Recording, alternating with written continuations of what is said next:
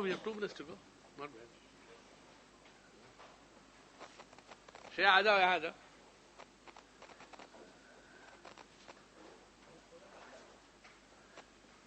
कुछ और लोग इंस्पायर हो जाओ भाई, आप लोग भी आ जाओ आगे.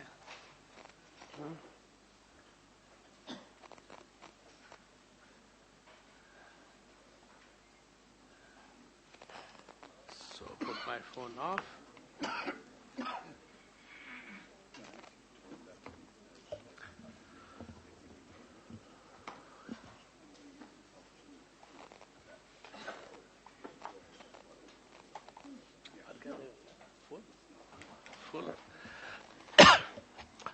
Good afternoon, everybody. It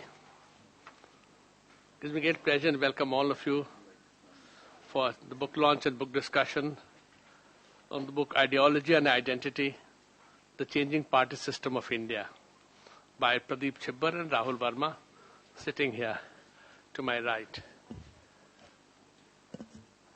I have been on the sidelines watching Indian politics, sometimes a little bit entering into it from a very long time. The first election I remember where I took some part was the 1971 midterm poll, the Garibi Hatao election. And since then we've always been told that Indian politics, aside from a few, is devoid of ideology. At the end of the day, it's one large middle that works and everybody ultimately gravitates to the middle. And that is something more or less we've all accepted and imbibed in.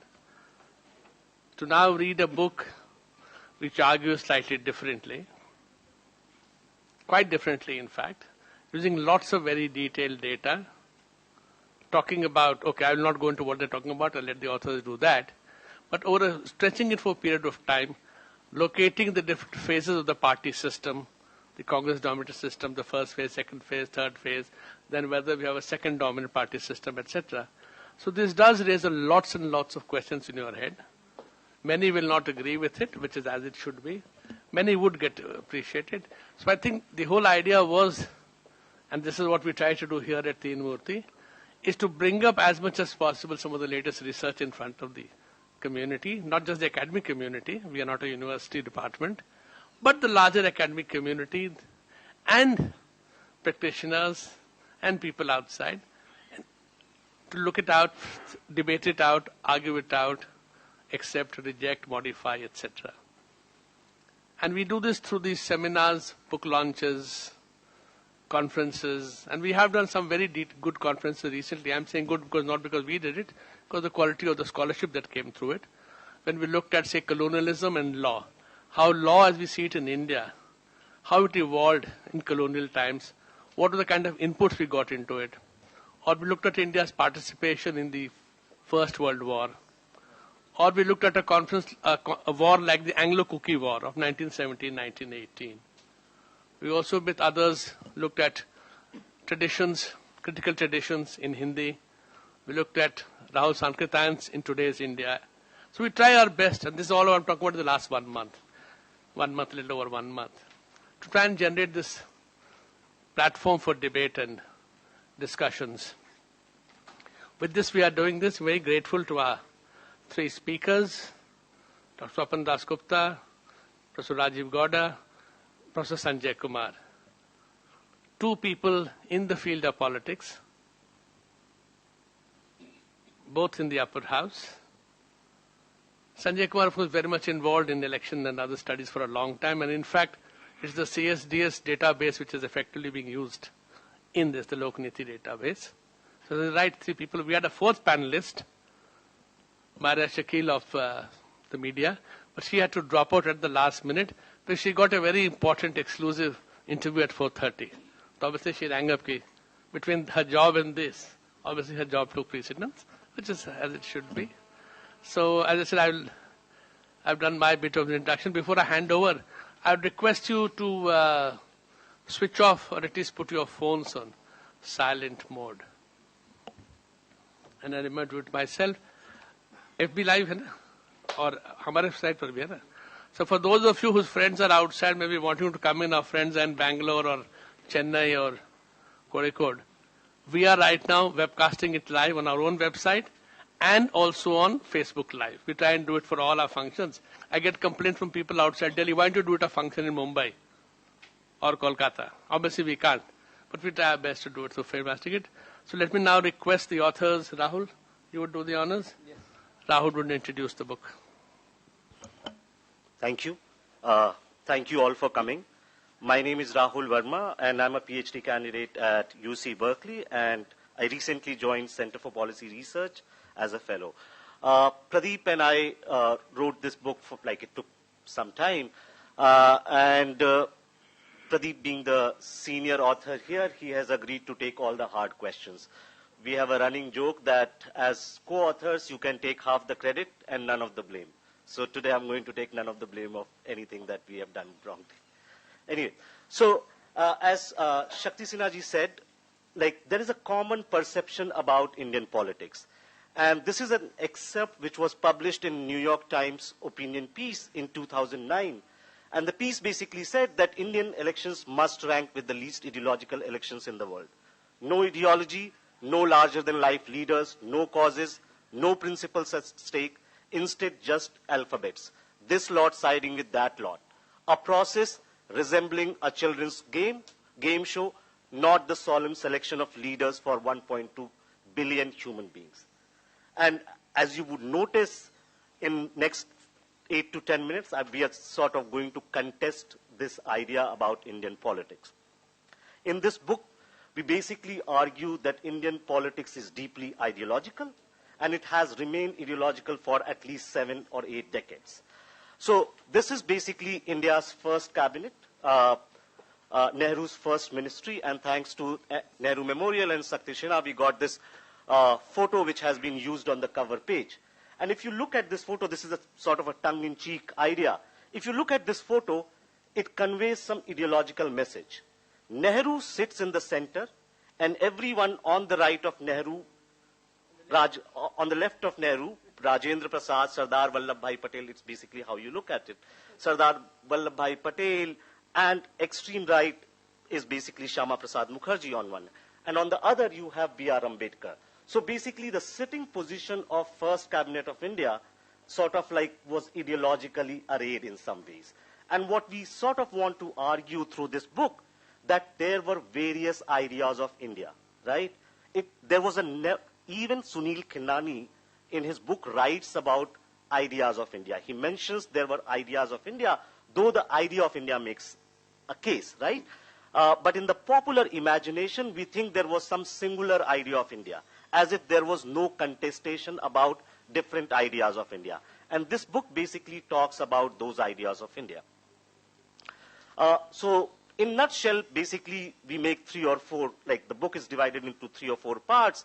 First, we provide some theoretical and historical basis for this ideological divide. We sort of deal with the counter-arguments because it is believed that Indian voters just vote on few gifts, alcohol, saris, and everything, and they don't consider anything else. We sort of deal with those counter-arguments. We then provide empirical evidence on the ideological conflict in India, and we also argue that these conflicts have shaped the development of party system in India since independence. And then finally, we sort of talk about the implications of this ideological conflict.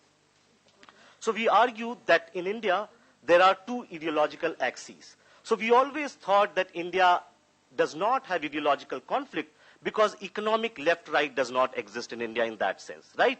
And the idea is basically from Western Europe, where West Europe went through a historical phase of Renaissance, Reformation, Industrial Revolution. Those produced certain cleavages. Most countries like India were colonies. They never underwent those historical experiences. But to say that our history were not conflicted is sort of to devoid us of those ideological conflicts. We went through a very different historical experience. Our freedom fighters or our founding fathers were also talking or quarreling about certain things.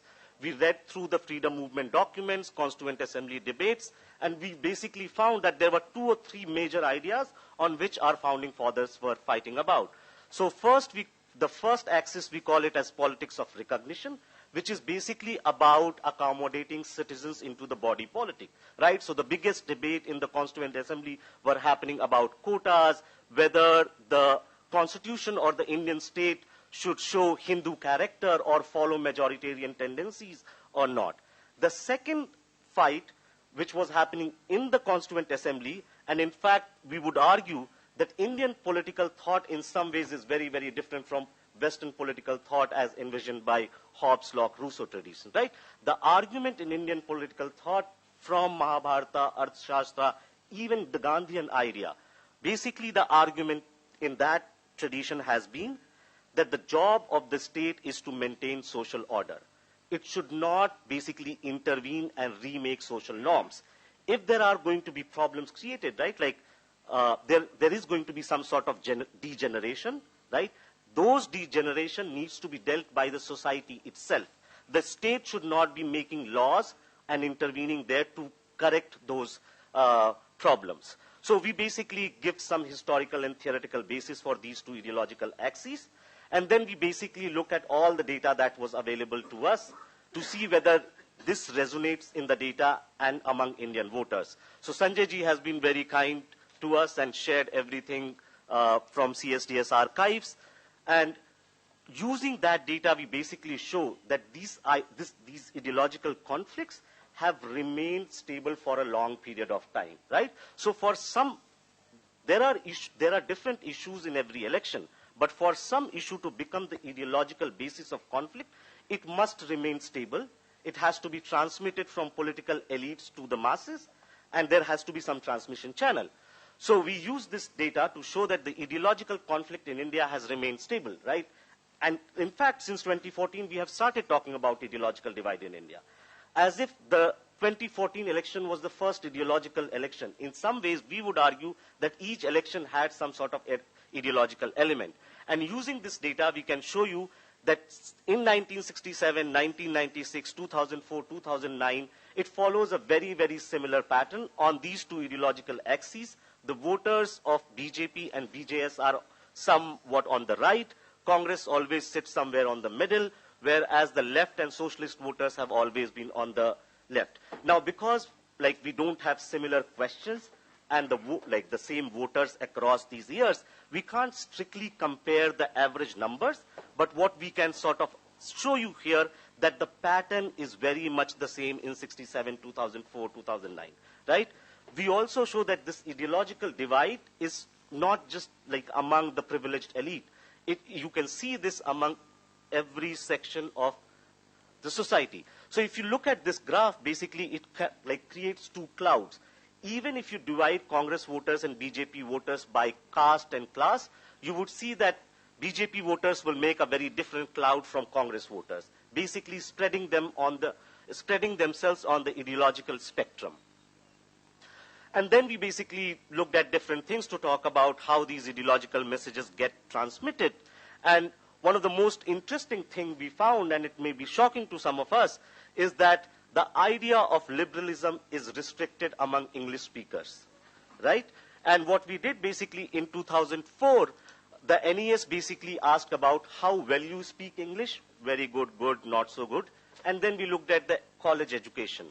And if you look at this graph, basically it shows that everybody basically people who have less education and do not speak English are very conservative in that sense, whereas good, people who think they speak very well English and have good education are sort of show liberal tendencies.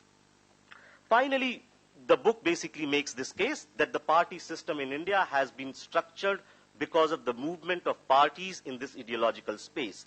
So in the first party system, Congress occupied the center, the right was fragmented, there were various players, Hindu Mahasabha, Ram Rajya Parishad,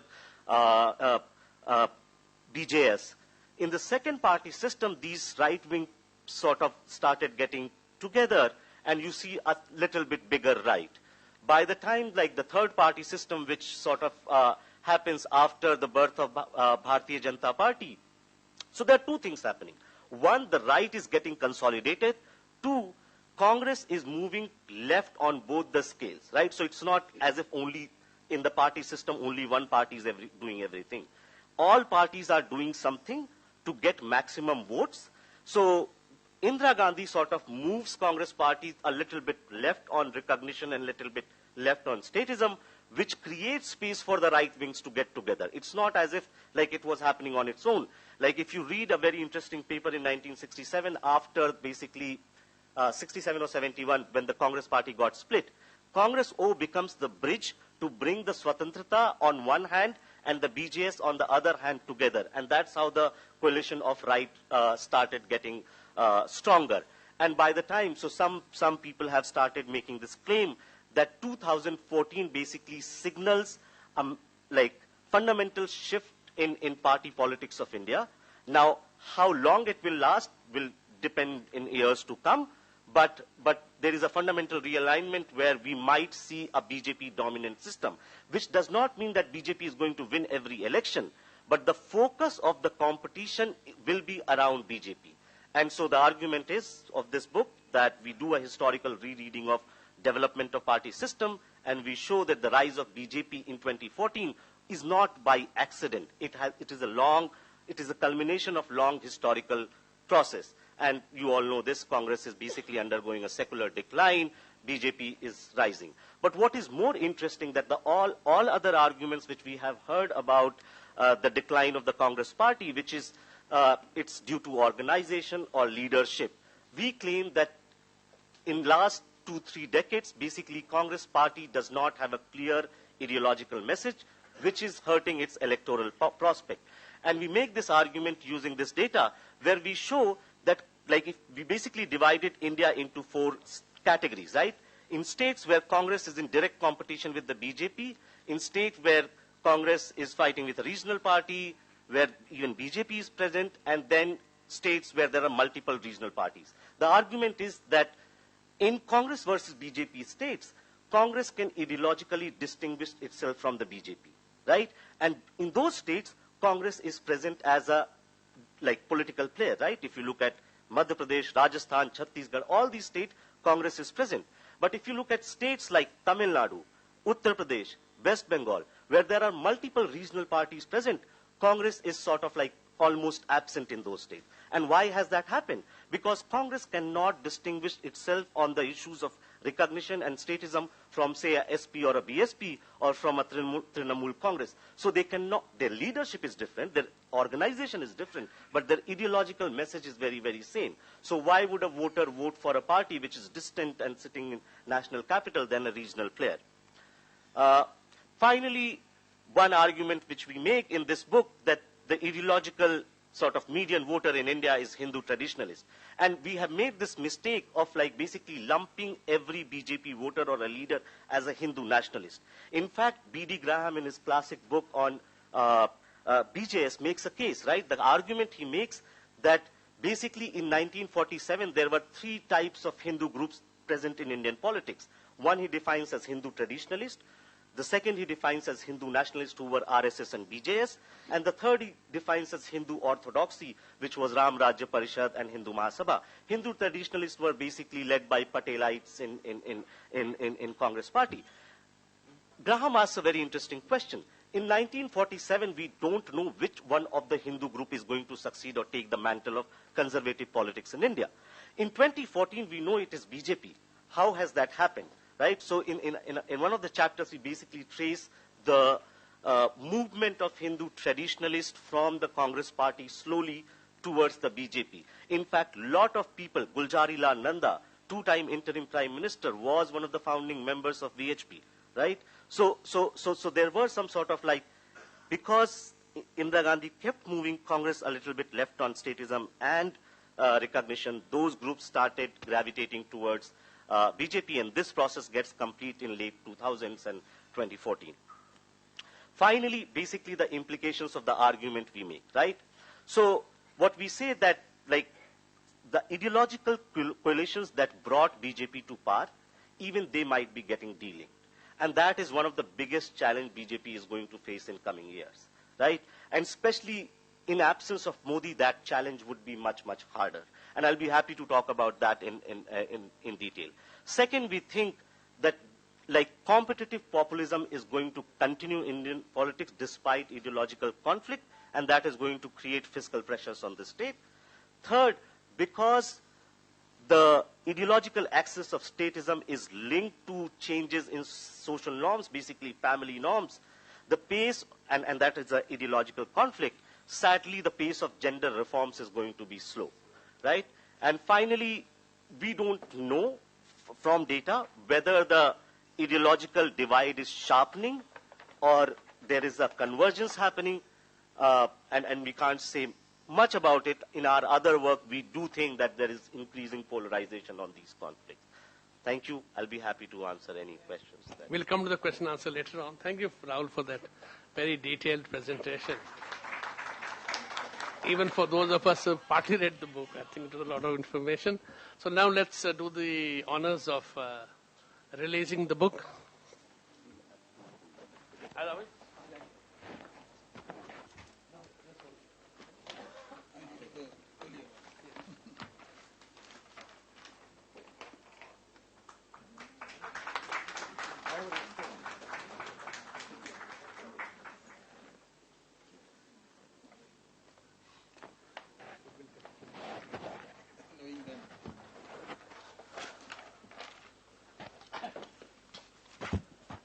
Let's now begin. We have 3 discussants. Then I shall add a few sentences and we open up to question and answers so that we have a... He'll speak in the Q&A, right? Yeah. Pradeep will speak in the Q&A. Rahul ended the point is whether this ideological divide is getting reduced or whether it is widening. Let me request Professor Rajeev Gowda to set the ball rolling. Thank you, Shakil. About 10 years ago, Sridharan and I had a chapter in a book called The State of India's Democracy, where we had a section which said the decline of ideology. Because what we were seeing at that point in time was that individuals were happily shifting from one political formation to another. And for that matter, the last, the vote of confidence debate in Parliament in 1996, after the 13-day Vajpayee government, that you might call sort of the high mark of secularism, because that's when a range of parties refused to join hands with the party that was in power and said, you are BJP, we will have nothing to do with you because your ideas are antithetical to the essential constitutional idea of India, and they all, together voted out Mr. Vajpayee's 13-day government. Within 2 years, after the first United Front experiment, you found Chandrababu Naidu and the TDP leading an exodus of political parties who went ahead and forgot all that they had said in Parliament and joined hands with the BJP. So at that point, and from then on, I've seen this in Karnataka as well, where I come from, we saw the BJP rising after the Janata Party imploded. Essentially, a large number of people who today constitute the BJP in Karnataka are not sort of card-carrying RSS Swayamsevaks. These are people who have gone there because because of essentially opposition to Mr. Devegowda and his family. So basically, and the vote that accrues to the BJP in Karnataka also has as much to do with identity, with the Lingayat community's support for Mr. Yediyurappa, as it is for the larger Hindutva project. There is an element of that on the coast. Anyway, so basically this is an issue that we've been grappling with for a while. What is happening to ideology? Because, while the BJP, even in recent times, continues to absorb people, for example, Himanta Biswa Sarma in the Northeast, from, who were staunch congressmen for a long time, what is the impact of the ideology on these people who've joined in, right? Those are all questions that we've been essentially wrestling with. But we've not been able to actually pinpoint what these ideological dimensions are. We do get a sense that they exist. And so in that sense, I would commend Pradeep and Rahul for having taken this step forward based on empirical data to actually try and articulate what the actual ideological divides in India, what the two dimensions may be. But this is also a time that I should have prepared a presentation, perhaps going back to my academic avatar. But I don't know if you've ever seen this. This is sort of a 9-box matrix. Nitin Pai of the Takshashila Institution, and he calls it Niti Mandala, the Indian political spectrum, where he actually talks about liberty and identity essentially statism versus, what do you call it, recognition. And then it goes ahead and sort of puts different political parties in different boxes. So, for example, a low liberty and low identity box would be, internationalist box would have the communists, while in the low liberty but high identity would have nativist, parochial, regional parties, essentially. Right, so things like that. I'm happy to share this, but it was, when I first saw it a few years ago, I found that quite provocative. And so I do think this, sort of untangling what ideology involves is certainly something that's worth pushing forward. Now, there are many things that I thought I should commend in this book. One, for example, is your emphasis on the impact of leaders, right?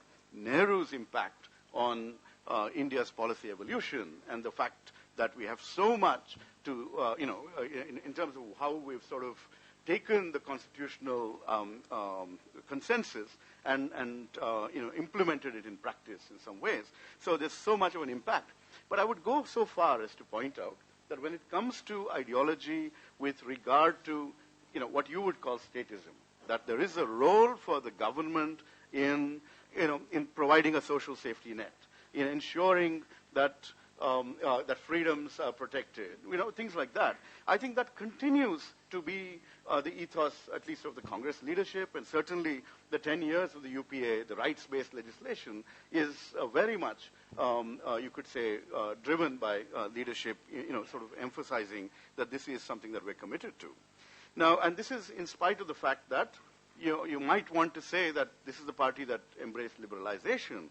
Yes, we did, but that doesn't mean that we've forgotten that there is a central role for the state, which is to provide that social safety net and to do it in an empowering, enabling manner, ennobling manner as well.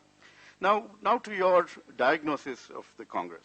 I think when you use the word Congress is in secular decline, you probably mean it in two ways.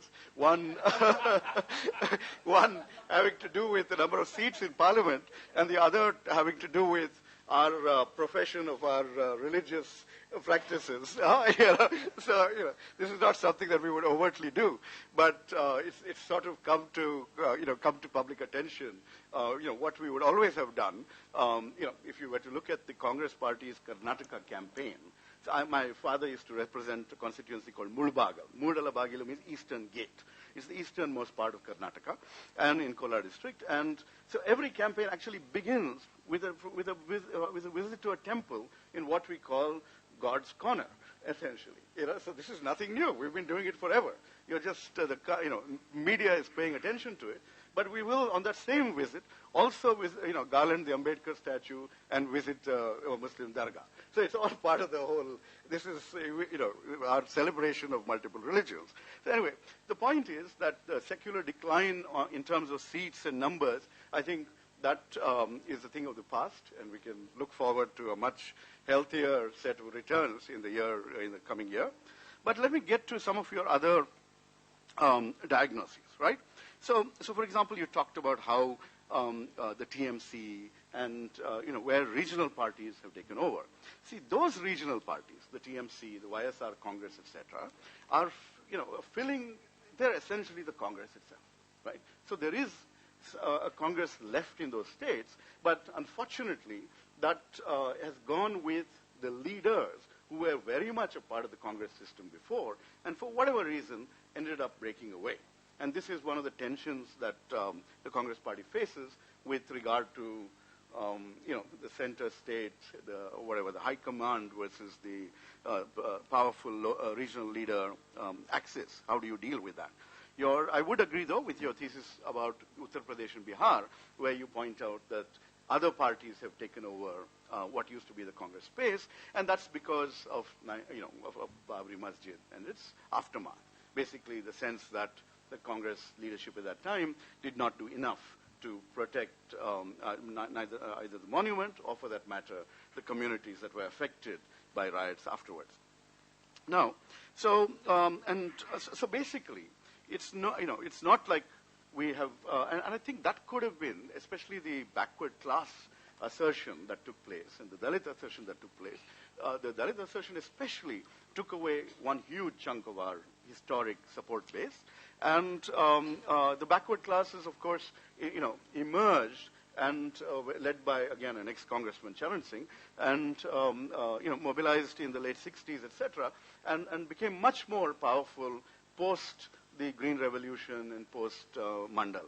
Okay, so that is something that if we had much more, taller backward class leaders from there, we might have been able to stem the tide, and that did not or has not yet happened in those regions. Now, one or two other things that I do want to point out. See, on this whole issue that 2014 was an ideologically different election, and therefore there's a very, very clear shift in terms of the larger national consensus. I would still, basically separate the Modi vote, which is based on Hindutva, versus the Modi vote that's based on his development agenda. Okay, and there was a very significant, in my view, population that voted. I don't have the numbers. Sanjay will have them. Who voted for the development agenda, and and the second part of it is that what you do see today is that it's become okay to speak about other religions in a manner that we would not have encouraged historically. And that has, that's become acceptable politically. What used to be politically incorrect has become acceptable, partly because of a long-standing, sort of delegitimization project from the right wing. If you go to the term pseudo-secularism, right? So if you look at how secularism has been implemented, or how, for that matter, the recognition, reservations have been implemented, over the years you've seen a counterattack that has been, focused on trying to give examples to show that it's not really what it was supposed to be.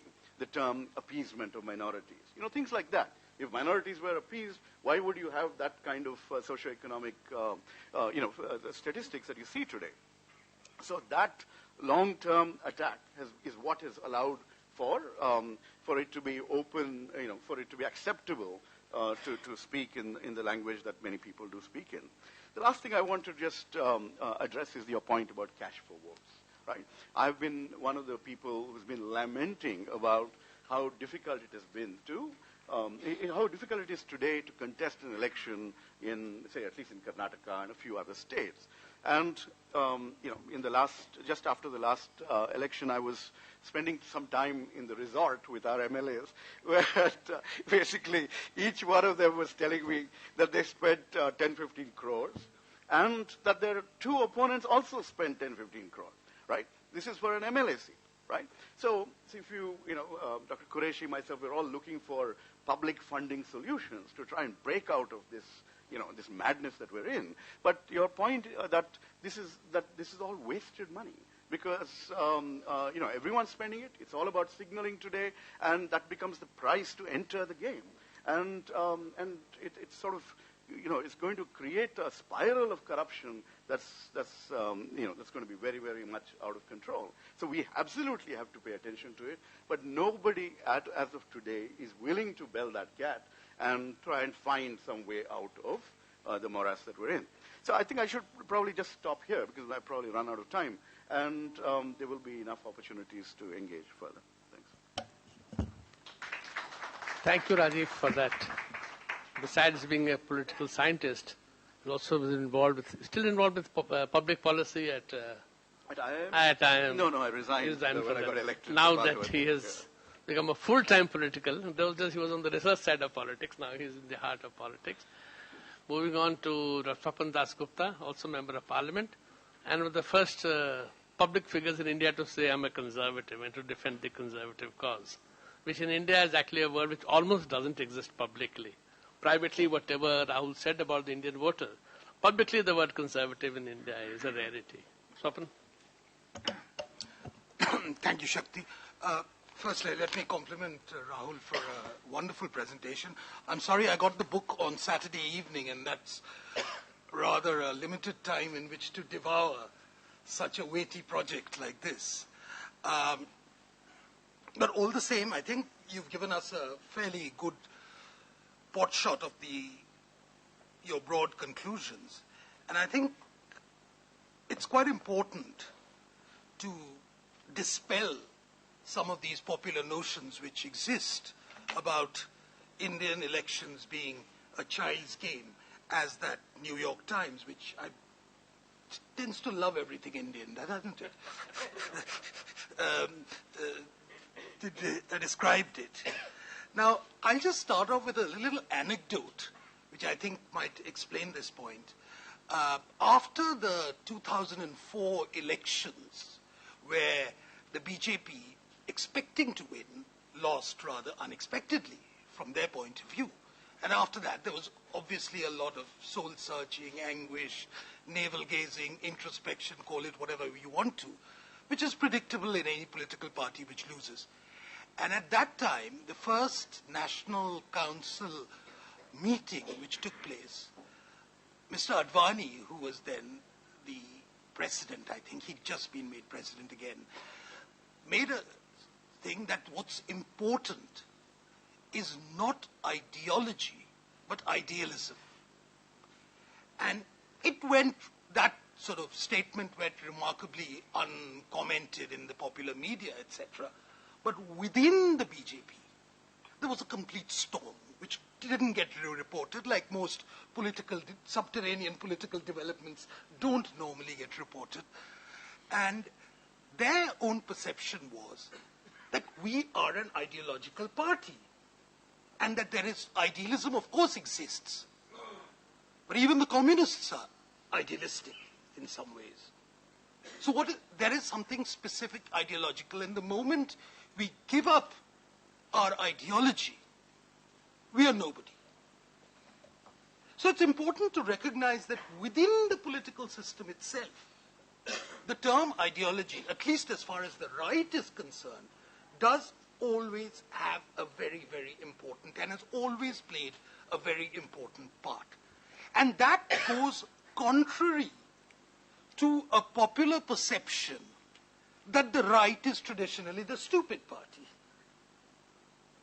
That they are built on a morass of bigotry, prejudices, etc., that they are governed exclusively by instinct rather than by any thought. Now, anybody who's read the sort of even a potted version of Indian political thought would recognize that Indian conservatism does have a large body of thought, which is perhaps not recognized, but which is also dissimilar, but also has certain strands of commonality with Western conservative thought. Notably, the idea of nation being very important, the sacredness of the nation being very important, the idea of community over individual being very important, and these are strands which are fairly common in Western conservative thought, and which also translates into the Indian tradition. And a lot of these are to be found in the assumptions, whether you call it in the RSS, whether in the BJP, etc. But there are important strands of differences as well. And I think in terms of the operations of the political parties, I think we are coming to a position where the idea of statism has been a very, very important facet of Indian development. And apart from the Swatantra Party, which was probably the only party which actually disavowed state intervention, I cannot think of any other political party which has totally negated the state. The differences have been the quantum of state intervention, the areas of state intervention, and increasingly of late, the question of the efficiency of the state. I think one of the contributions of Mr. Modi is not that he's contesting statism, but that he is talking about that the state must be managerially efficient and must become more than just an instrument of clientelism. So that is a thing. During the, I recall, and I'm going to pepper it with a lot of anecdotes, I remember that one of the biggest fissures that took place within the BJP was after Manmohan Singh's liberalization. as to what exactly would be the attitude. Now, a lot of people who'd been associated in the larger sort of ecosystem of the right would say, that's a fantastic step forward, because we have, for the first time, seen a positive step towards the rolling back of the state, towards deregulation. However, within the BJP, the ideas are very mixed. And the skepticism really arose on the question of what is the passport of capital. In other words, is domestic capital good, foreign capital bad, or is all capital good?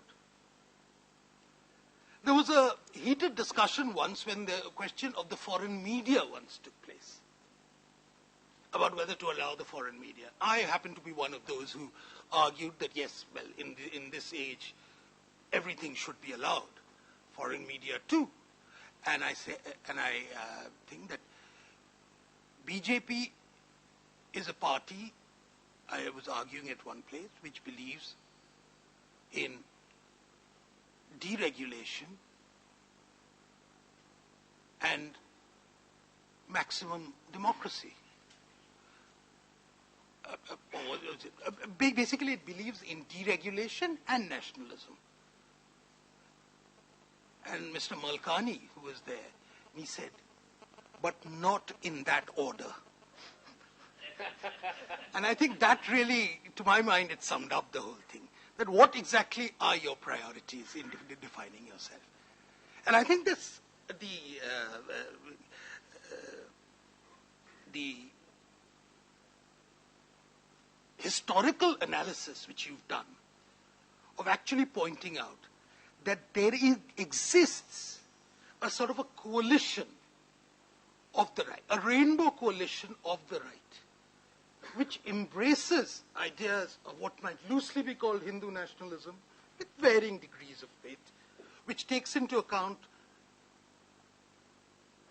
economic freedom, which takes into account aspects of statism, which takes into account more traditional ideas of what constitutes community. And I think it brings those things together. One of the interesting facets of the Modi campaign was how differently Modi was perceived. And to be honest, we consciously made an attempt to portray him differently.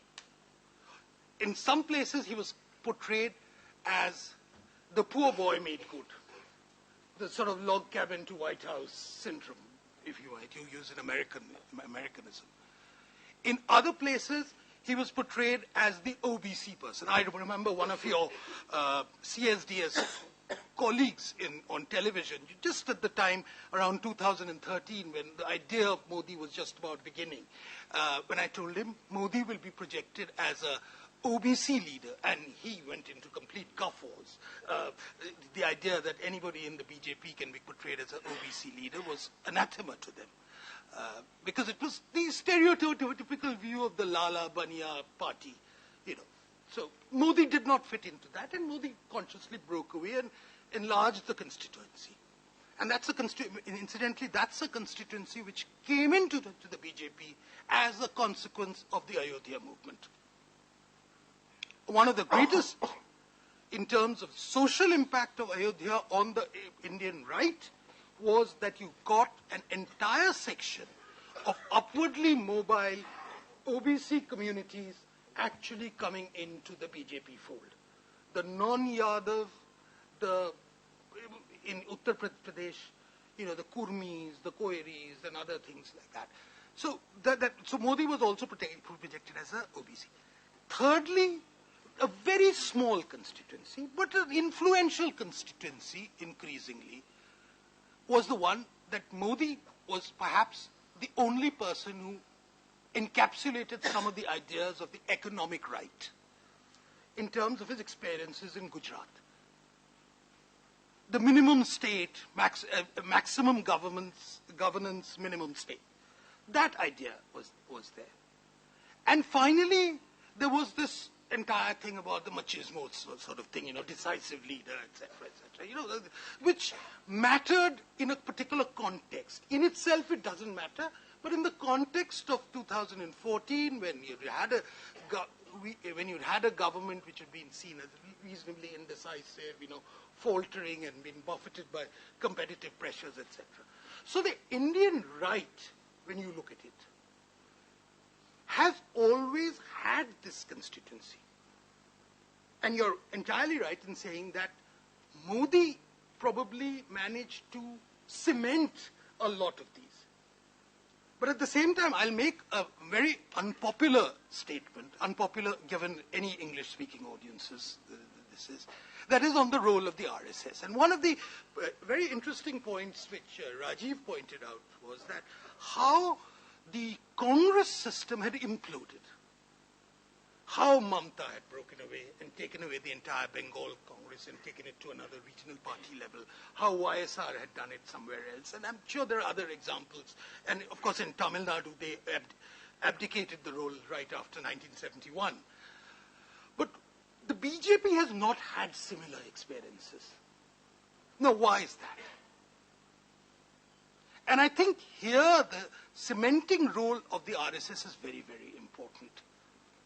It's not something which can be quantified, probably will not show up in the data, but it's important to recognize. Now, within the BJP, the RSS is regarded in a bit of mixture of admiration and ridicule. Admiration in the sense that there's a lot of respect for the hard work, people in Vanvasi Kalyan Sangh, they do. There are a lot of, the entire army of unpaid volunteers who turn up during elections and work, selflessly without having to take money. And there's a bit of ridicule because they're sort of cuckoo-headed Gandhians in a lot of ways. I mean, the similarities between some of the Gandhis, Ram Rajya, village thing, and RSS is quite remarkable in terms of that. So there is that element which is also there, but in terms of actually cementing various forces and how much the BJP consequently, the disproportionate importance it attaches to what is called the core constituency. And, one of the consequences of the defeats in the 3 assembly elections has been the concern over how a slice of the core constituency was taken away. And Sanjay's data of the elections, particularly in Rajasthan and to some extent in the urban seats, etc. So the idea of the core constituency and trying to cement all these various forces which make up this. And a similar concern will take place around the question of the Hindu identity, about how much of the Hindu thing do you incorporate and how much of it you leave at the level of aspirations alone. The conflict between how much can be accommodated, how much can be accommodated in terms of what might loosely be called bhavna, and how much can be accommodated in terms of actual politics. That is a conflict which never ending.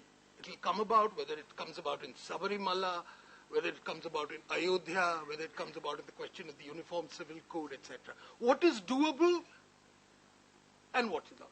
And, it stretches into things like all these things about history, what is your projection of history, what is your projection of this, that, and the other, and how much of prejudice do you accommodate. And finally, I would say, is on the question of the Indian right, is that for the Indian right, increasingly, there is also a certain conflict on the question of technology. On one hand, you have a certain idealization of indigenous Ayurveda, Ramdev medicines, all that sort of stuff. And on the other hand, you have to have a simultaneous deification of the most advanced forms of technology. I mean, it's interesting to find that some of the most hardened supporters of the BJP, particularly in southern India, are basically from, Rajeev's hometown, Bangalore, and who are working in those spheres which are considered at the cutting edge of technology. And how much that the support they draw among people in the technical and the scientific community, and the similar disdain which they are greeted with in all the liberal arts and the humanities. So with all these, and that's why I think it's very important when you made that other last point, how much, to the extent to which, how much the term liberalism, I would say uber-liberalism, the idea of libertarianism, which quite finds popular in some circles, how much of it is removed from Indian reality. I noticed a book which I had used the word ruthless cosmopolitanism to describe some of it considered it Nazi, etc. But I think there is an element, I'm glad that some empirical evidence has now been found to support that unpopular point of view. Thank you very much. Thank you, Swapan. After hearing two academics moved into politics, let's move on to somebody who's hardcore into election studies and other stuff. Sanjay Kumar, Professor and Director of CSDS. Thank you, Shakti Sinha ji. Let me begin first by congratulating both Pradeep ji and Rahul for bringing out this book, which is very timely. And I would stress the word timely because when we talk about elections these days, and there's a lot of reference to data of CSDS, data of Sanjay Kumar, I would also talk a little bit about what is this data, and I would try and concentrate more on what the book talks about, and something which Rahul has not been able to mention on the presentation, and I think those are the strength of the book based on the various other kinds of data which they have used. I stress the point timely because if I go by various kinds of data which we have been collecting, one sense I get about politics, the interest in politics is going up among cross-section of voters of this country, whether it is youth, people in rural areas, urban areas. Interest is going up, but the trust in politics is going down. Trust in elections is going down. Not because elections are rigged now compared to what it used to be in, say, 80s and 90s, but I think the trust in elections, politics is going down because of two factors. One, and the two things which they have tried to address in this book. One is about ideology. Professor Gowda did mention that overnight politicians change sides from one party to another, and from tomorrow they start praising policies and the leaders of the party which they have switched to, and they start criticizing the other party. Sometimes it happens en masse. So what happens is that people started losing trust in politics. They think, what's happening? Where is the ideology? If same person who was in party A now switched to party B and tomorrow may switch to party C, where is this whole idea of ideology? Do they actually share an ideology? Or they're just looking at opportunities? What this book does, and the second issue on which people have a little bit losing trust in elections, is about one issue which is addressed in this book, clientelism. The whole notion of money playing such a big role in Indian elections. And I think what the book does is to pick up this core theme. How important is the ideology in Indian politics now? Has this been a new trend in Indian elections, or do we see this happening right from the beginning? So this theme runs in all the chapters. If you read the book in all the 9-10 chapters which the book has, whether ideology is important or whether people, when the voters vote on, is it guided through ideology or it is on the shared belief that Indian politics is all about caste, it's all about money, money plays an important role, clientelism is the big thing in Indian election, it is you win elections only by using money, power, etc. They mentioned that there is what is the strength of the book? The strength is all this argument is built across evidence. It's not like drawing room discussion or two people discussing and just sharing their views in various chapters. It's all evidence-based. And where is this evidence coming from? It's not only from the data which has been referred time and again over last half an hour, CSDS data or this NES, National Election Study, which we have been conducting at CSDS over a period of time. This is the data which is collected soon after elections about people's voting choices. So through that data, which they have used in various chapters, they have tried to address this question of ideology and identity. We have been using this data trying to address this whole question of identity in Indian politics, and that's the core theme, core theme of various analysis on election. I think they have looked at the same data, and they have tried to do the analysis in a very nuanced way to figure out whether ideology is important in Indian elections or not. And with that evidence, they have carefully demonstrated that ideology is still very important in Indian elections. Every data has limitations, and I think they realized well that this data will also have some limitation, and they may not be able to address all the things based on the NES data. So there are two experiments based on, there are two things which they have addressed based on two experiments. One is an experiment in the state of UP, from which they collected the data, through which they tried to address this question of when there is an opposition to the politics of identity by upper caste, is it based on prejudice or is there some ideology based on that as well? And through that data, they have been able to demonstrate that even when we see lots of opposition to the politics of identity by upper caste voters generally, there is again an ideology in that. It's not just prejudice. So that's an important contribution to this whole debate of ideology, and not based only on the NES data, but this is a new set of data, the new experiment which we don't do in Indian politics. I haven't come across many people doing survey research or collecting data using experiments. So that's an experiment through which they have been able to demonstrate that ideology, even when we see sections of voters either voting on identity, on the issues of identity, but there is an ideological leaning in that as well. There is another experiment which they conducted in the city of Delhi, which in order to test this whole issue of clientelism, and we do come across a couple of books which has come across in the recent past. Indian politics are all about clientelism. They have done experiment, and based on those evidences, they have been able to address that clientelism is important. I'm not saying that clientelism is not important, but it's not the core. Even when people vote on the basis of getting some benefits from party A or party B, still when they choose for a party, there is some kind of an ideological base when they choose for voting for party A, B, C or D. So there is a ideological element when people choose to vote for a party A or party B. So that this whole issue of ideology runs across all the chapters.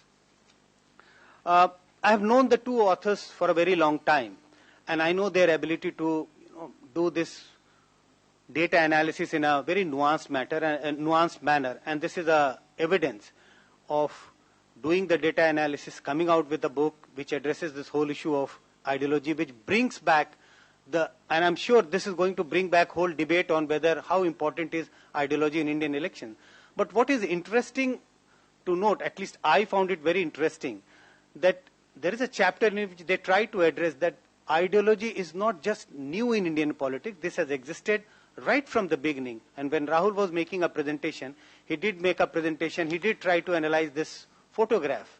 So it's not only analyzing this photograph, but in the book, in one of the chapters, they have also looked at various debates in the Constituent Assembly, and they have tried to demonstrate that the two streams of discussion, ideology in politics and identity in politics, has been there right from the beginning, and there have been people in politics right from the beginning who have been taking sides on whether ideology matters. So that the debate is going on right from the beginning, and they find streams from the Constituent Assembly debates that ideology has been a core in Indian politics in the past as well, and there is also a tinge of identity politics. There are leaders who have been arguing in favor of identity politics.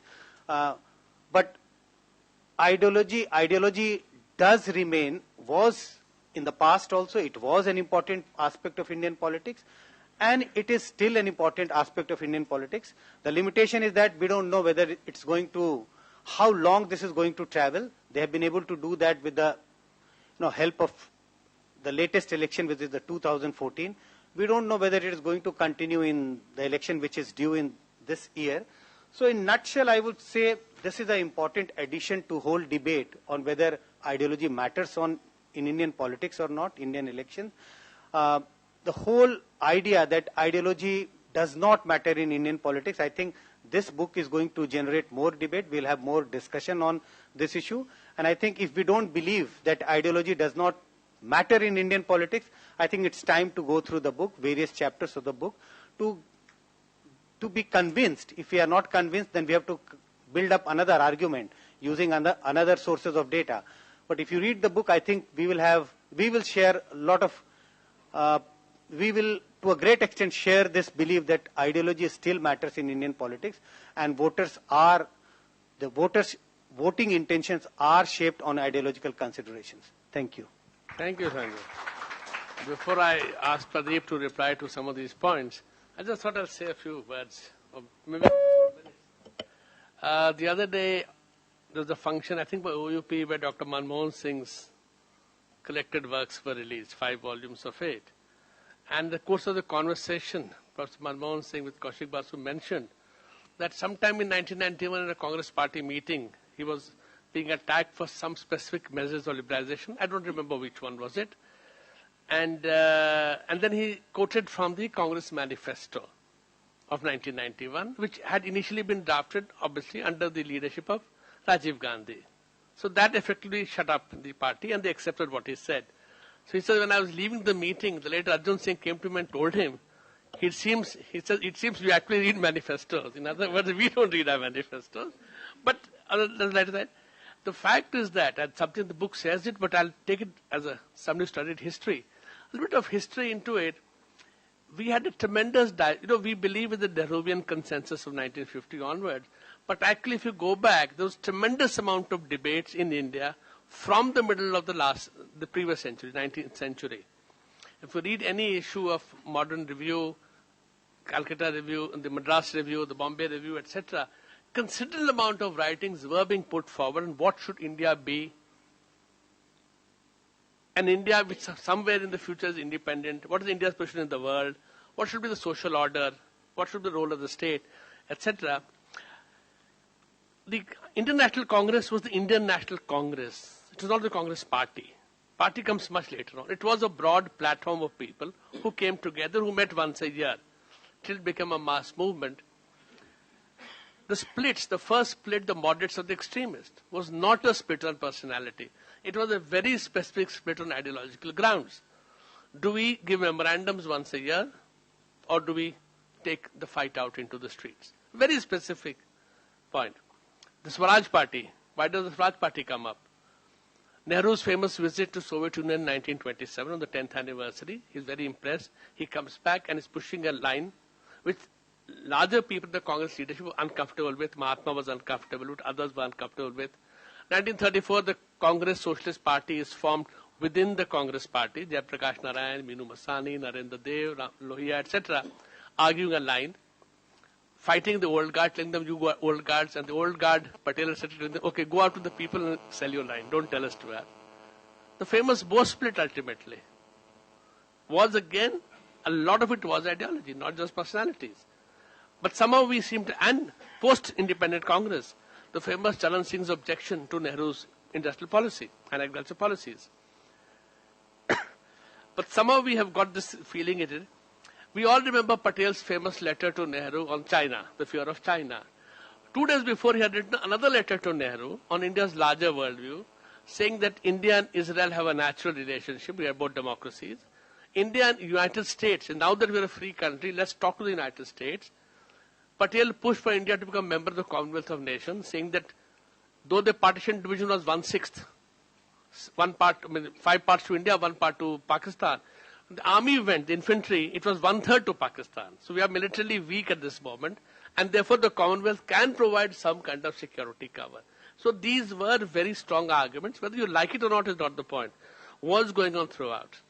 Even today, and I'm so glad Swapan mentioned it, in the BJP and the RSS, ideology is taken seriously. A lot of people equate RSS and Savarkar. Nothing could be further. In fact, the RSS line, Guruji's line, and the Savarkar line are quite different from each other. And the RSS is very clear about it. We are not accepting the Savarkar line.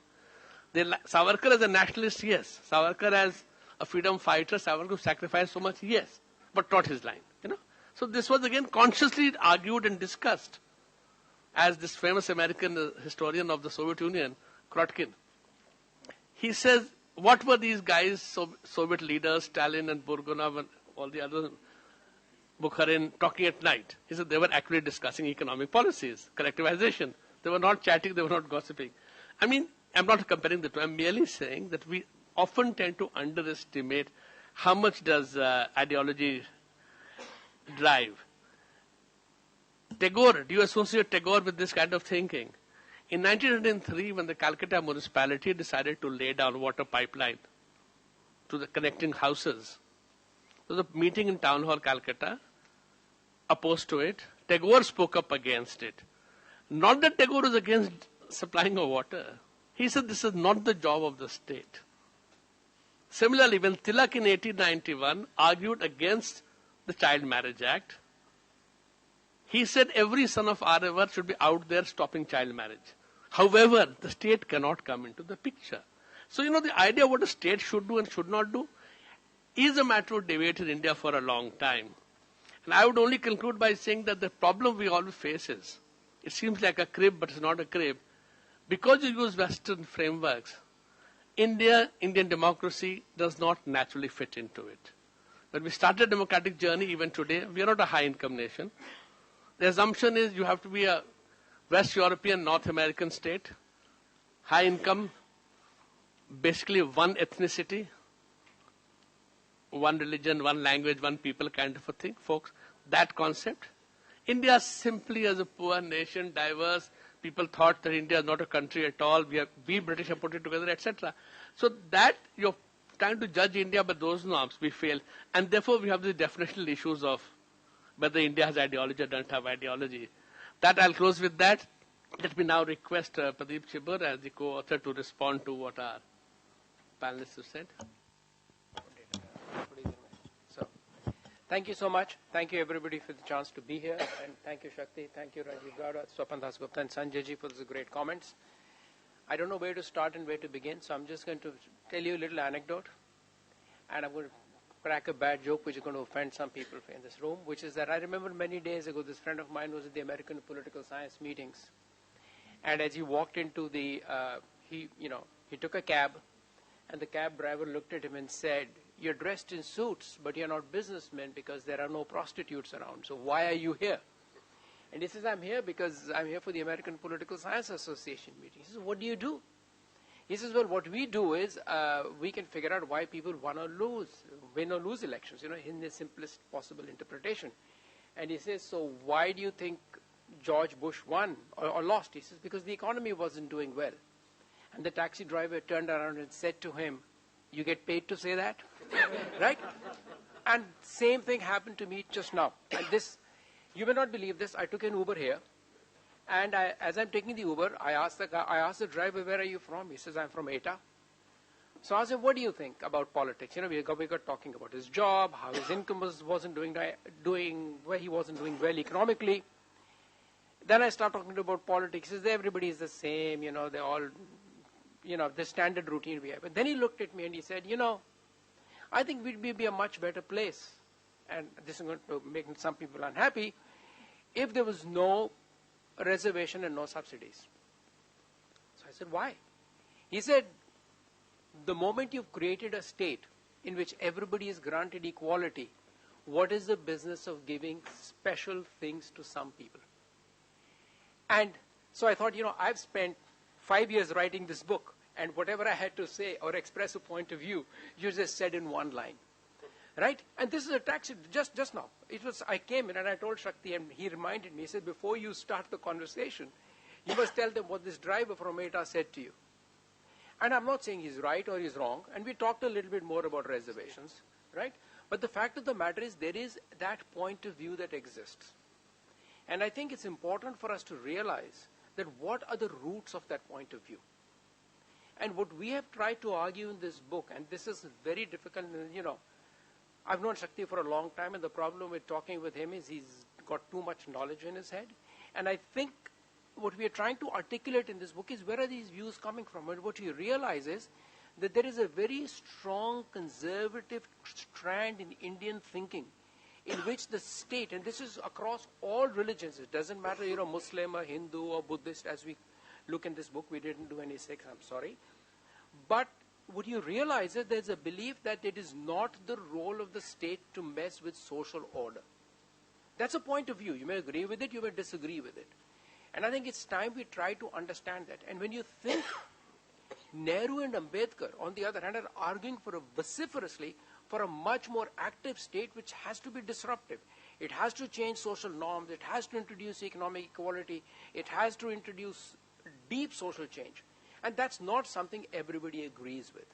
And I think to me that ideological debate actually exists and something that should be taken cognizance of.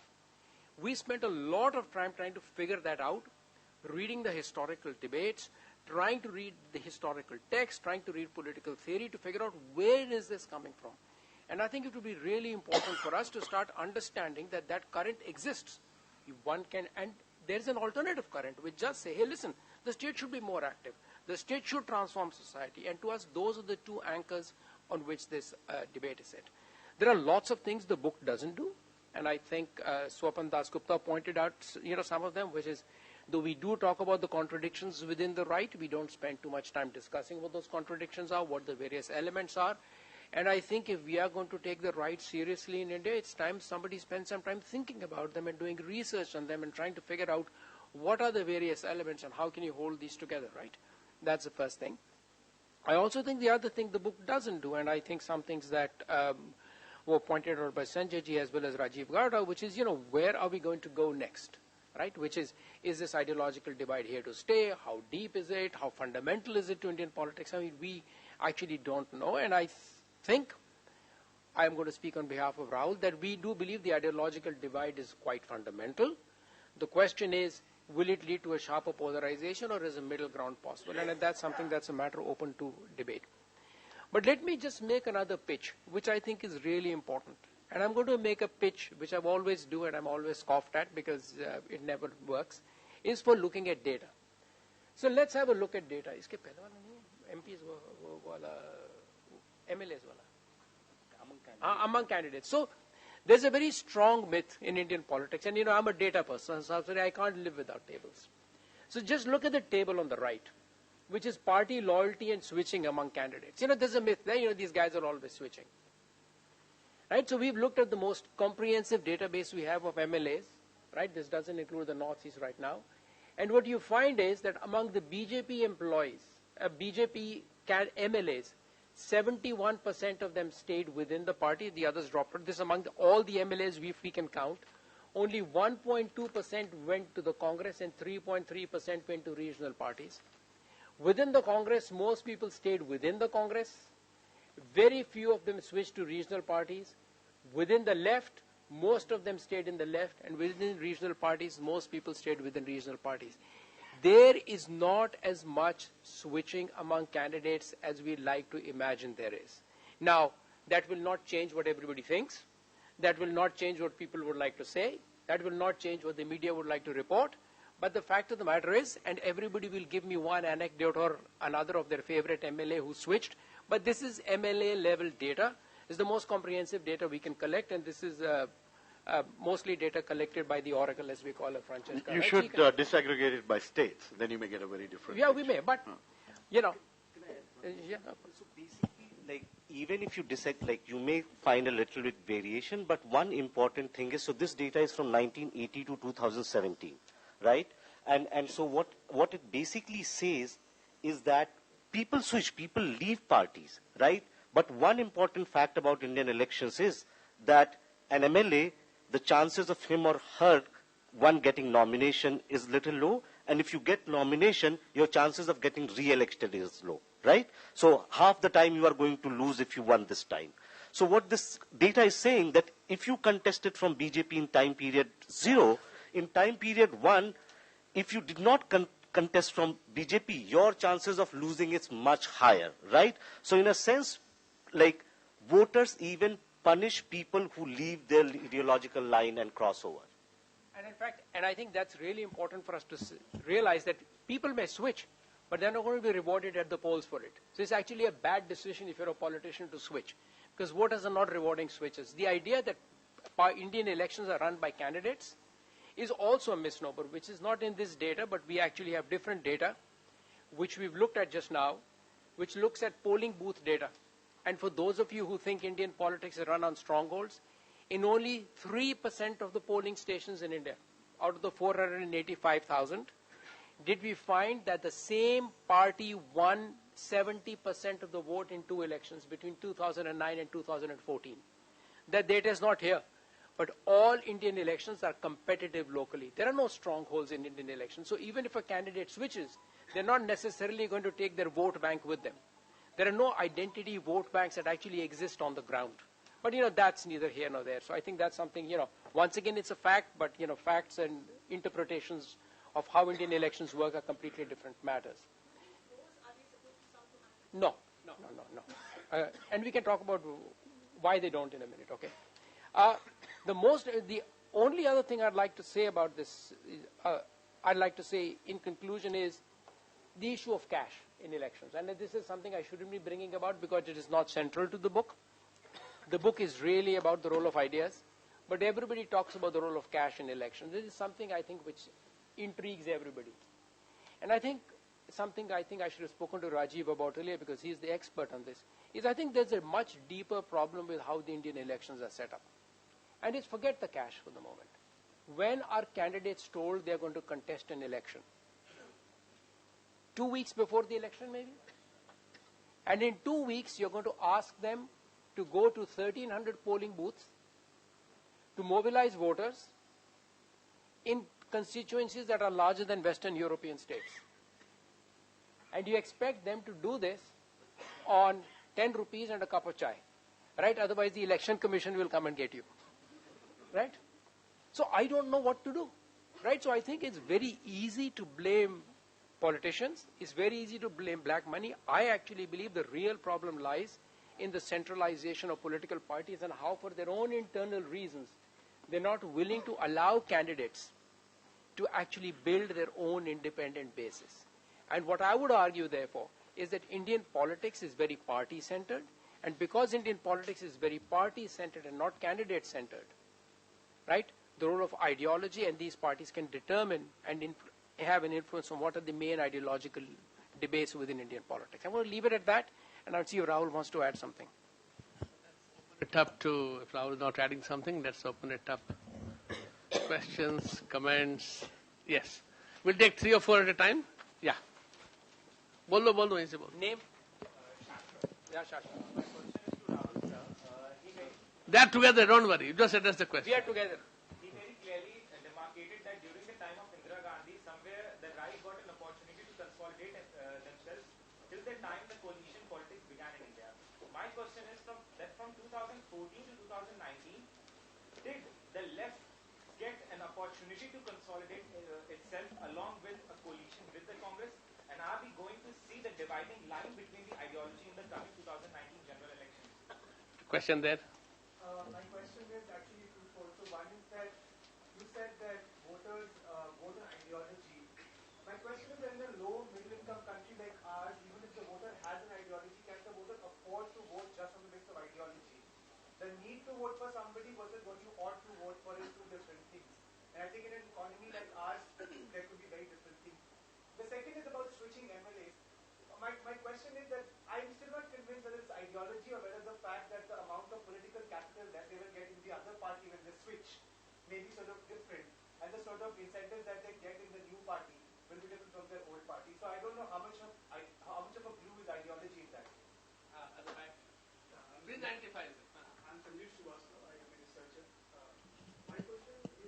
about the three terms which came out very clearly in the discussion. One is ideology, and another is identity. Third is about ideas of India, and the fourth is what Swapan Dasgupta sir has said, the idealism. My question is that whether we are in 70 years of our journey from the independence time to now, are we moving towards the idealism, or are we moving and getting mature towards establishing a democracy which is having an enlightened idea of India? I'll take a fourth question and then they'll respond. Yes, please. I take your point on it being an ideologically riven political system. Then why has there not been a bipartisanism in Indian politics? Even now, we're either seeing the domination of one party and regional parties, and so it's a question about the elusive nature of bipartisanship. So why don't you guys quickly respond and then the second round? You want to go? No. Okay, so let me respond to the first question on 2000. So let me start from the easier one, something I know a little bit about, and move to the ones I don't know very much about. So I think the first question is on bipartisan. I think bipartisan, it does not exist. There is local bipartisan in India. So you may be surprised to hear this, which is as political scientists would expect. In every polling booth in India, two parties get most of the votes, right? And no, as a dominant. Why didn't the ideological divide take the form of bipartisanship, which we see in, say, Britain or other national? Okay, the only place that, and this is a conversation we can have offline if you will, the only place in the world where you actually have a clear ideological bipartisanship is in the United States, and the only reason it exists is because the two parties have made sure that nobody else can compete. They've actually set up such high entry barriers that third parties cannot compete. So that's, and I take your point about linking bipartisanship to ideology, and I'll come to that, because the ideology we have is not along two axes, there are four axes. There are two axes, and there are multiple positions people can take on those axes. And that's what explains the multi-partyism, and we can talk about that in a little bit more detail. The other thing that matters in the Indian case is federalism. So many states in India are bipartisan. Take, for example, most of the North Indian states, they're pretty bipartisan, right? Where the BJP and the Congress are the only two parties that compete, right? There are other states where there are two centrist parties that compete. For example, Tamil Nadu, which it appears both parties appear to be similar, but actually the book shows very clearly there's an ideological divide between the AIDMK and the DMK, the AIDMK being a tad bit more conservative than the DMK. So bipartisan exists, but at the state level, not at the national level. So that's the question. Now the question I was asked was about what's going to enlightened is, I think our discourse is as enlightened as it should be, because I'm not so sure whether a discourse can be more or less enlightened, because I don't know what part of the world discourse is enlightened. The discourse is what it is. The harder question is on the role of ideology is the question. Could you repeat your question? So my question, one was that can a low middle income country, Yeah. country afford to vote? See, okay, now I'm going to react rather strongly to that, so my apologies first. I think that is not an appropriate question for the following reasons, because why can't a poor person be as ideological as somebody else, right? No, Unless, ideological, but my point is that when there is such a governance vacuum, you want the person who can get the job done in the position of power, and at that point, no, but that's an assumption, right? That's the assumption. The assumption is that you only want a government that can get the job done for you, right? That voters care about that. Once you care about that, right, that's one. No, I'm honest, and that's a reasonable assumption to make. That the only assumption you care, if you start from the assumption that politics exists only for delivering goods to people, you will end up in that position, right? But what we are saying is that may not be the only reason why people vote in an election, and that's a different point of view, and you can offline later. But you can take your position either way. I think that's something important for us to keep in mind. Also keep in mind that, and this is something the Congress party has had difficulty with in the past, is that statism at the end of the day is also an ideological enterprise. The moment you have local level corruption, right, that completely undermines the idea of statism as an enterprise that can be positively associated with a political party, right? And finally, you should ask yourself, okay, I want to get something done. And when you speak to politicians, which is what I'm doing right now, politicians do not know who's going to vote for them. So they will deliver to any particular person rather than sorting among who they're going to choose. If you're a BJP, because your logic would, the next step of your logic would be the politician is sorting. But politicians are not sorting. I don't think Rajeev Gowda is saying, okay, before you walk into my office, are you a Congress voter? Are you a die-hard Congress voter? Then I'll give you, 10 rupees from MP lads, otherwise not. Maybe you are, right? But there's only one example of that, and I can discuss that with you. There's only one person in India who never gives any money to places where he doesn't get any votes, and that's Kamal Nath. Nobody else. Okay? So, finally, the question of 2019, I think what they're trying to do is form an ideological question is, can the left, insofar as the so-called left exists, what is their ideological glue? What is the message you can provide for them to hold together? So far, the only message they've come up with is an anti-right message, right? And that's a little bit tricky. And so unless you can come up with an ideological message that can glue these people together, and the reason there's a deep distrust, and if you reread Indian history a little bit, and I'll just talk a little bit about this, why is it that the Congress party started falling apart in the 70s and led to the rise of identity politics? Who were the socialists? The socialists were all backward caste people. They were involved in a backward class movement. Indira Gandhi moves the state to the left, the socialist, but refuses to give quotas to the backward castes. What option at that point does a backward caste movement have other than move away from class to caste politics? And that deep distrust of the Congress party exists within the BSP, within the SP as well, right? And I think that's something we need to work out, because they believe, for good or bad, that this party is not actually going to represent our interests and want to poach our votes, right? Because they're not interested in our politics. And that, I think, is a deep mistrust. I don't know if Rajeev agrees, but that, at least in UP, has to be addressed at some point, yeah. I will take the second round. You can also address the three distinguished panelists here. Of course. Okay. The lady here, and yes. Then you. Yeah. Myself, Dr. Fatima from Faculty of Law in Oliver. My connotation is as far as regard the rights are concerned. We see the denotation and connotation of the rights, whether it's to include legal rights, social rights, economic rights, cultural rights, political rights, etc. Because whenever you talk about the right, you should know the actual position of the right. Until and the study is, whether it's on data-based or any other type of study, it is not very proper. Okay. So I just want Okay. it is clarify. not a question. No, it's a question. I think it's an observation. Okay. Yeah. Thank you. Yes, please.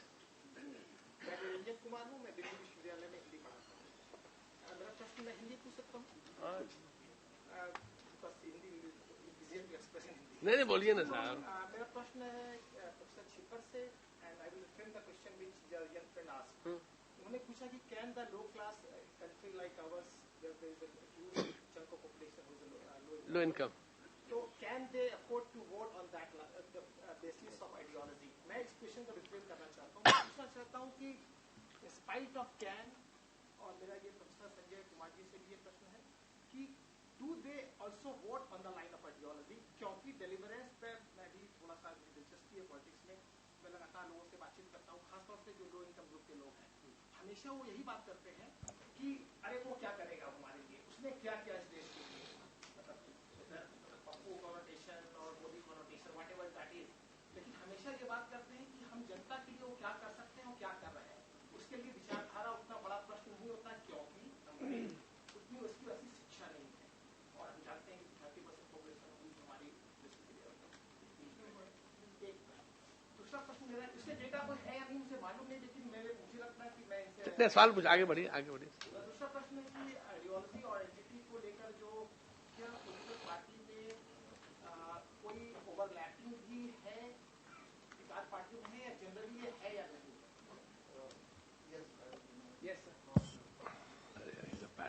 हाँ Oh, thank you. Sir, I speak in India as the gentleman did. Thank you so much. Sir मेरे तीन प्रश्न हैं पहला कि कैसी ideology और कैसी आइडेंटिटी इस पर ही बहस हो रही है आप पहले असलियत तो देख लीजिए असलियत क्या है आपको पूरी स्वतंत्रता है कि आप वोट बैंक हासिल करने के लिए किसी हद तक भी चले जाइए go to any extent to get the vote extent, I try to understand the extent. Go to any extent to get the vote. What is the ideology and what is the identity? What is the ideology? What is the identity over there? Number one. Number two, आप 20% vote लेते हैं democracy में आप parliament में पहुंच जाते हैं, assembly में पहुंच जाते हैं। ये कौन सी आइडियोलॉजी, कौन सी आइडेंटिटी है? तीसरा क्वेश्चन अभी श्रीमान ने बोला, मैं 3 बार ही बंद करूंगा, बोलूंगा तो फिर बोलता ही चल जाऊंगा। तीसरी पर बंद करता हूं। कोई भी इलेक्शन लड़ने के लिए भारत में या डेमोक्रेसी में कहीं भी वर्ल्ड भर में, दुनिया भर में घुमाऊं, आपको पैसा चाहिए, करोड़ों रुपया खर्च होता है। वो बोलते हैं 10-15 करोड़, कहीं 20 करोड़, कहीं 50 करोड़, कहीं 100 करोड़ भी खर्च करते हैं। बताइए साधारण आदमी, आम आदमी जिसे कहते हैं, common man, where does he stand? कौन सी आइडेंटिटी और कौन सी ideology? I am confuse sir, please clarify. Thank you. He will clarify. No, fine. He's a professional question. आपने कोई सबसे छोड़ा नहीं है बिना सवाल के, है ना? हाँ प्लीज, सागर जी पूछिए।